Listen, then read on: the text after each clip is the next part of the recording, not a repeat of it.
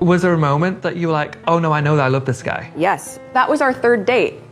You fell in love on your third date? We met in Botswana and we camped for 5 days together. Oh, so you really had time to fall in love in those few days. That's nice. But you really get to know somebody when you're in a little tent together and there's like, what is that outside the tent? That's an elephant.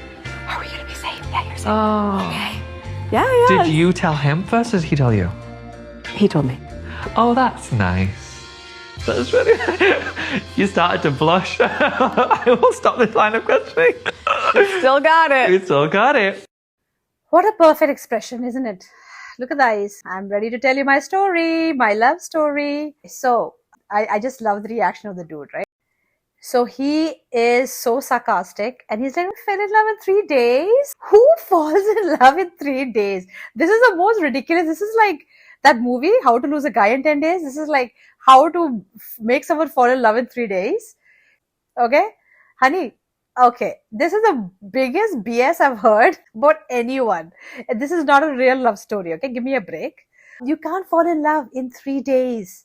It doesn't make any sense. It is rubbish. I love it. He told me. And Tan is a very famous, he's a well-known fashion designer. He's come in next in fashion. I've seen him. He's a Muslim. He's from Asia. But the fact that even he is calling her out indirectly, and he's like, that's nice. It's like the sarcasm. It's complete sarcasm, I feel. But even he's not able to control the sarcasm.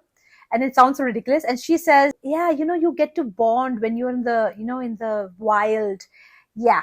Let me give some reality check to everybody. As usual, Meghan's mole does her digging. She's very good at her digging. And this is what she wrote.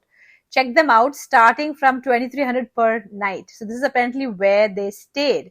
And it's an extremely luxurious tent. It's not one of those, when the way she's talking about the tent is like, the animals are right outside.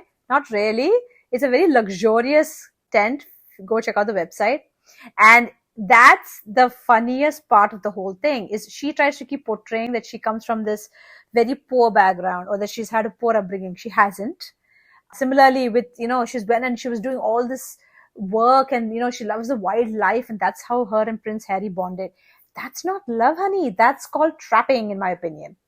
True love is what Princess Catherine and William have gone through because that's what true love looks like. I mean, they literally look like a Barbie set. They're so cute. I love this dress. It's one of the best wedding dresses ever. So anyway, this is what real love looks like. Knowing each other from college, 10 years and getting to know each other's life, getting to know each other's family. She was very clear. She knew exactly what she was getting into. That was the advantage Princess Catherine had.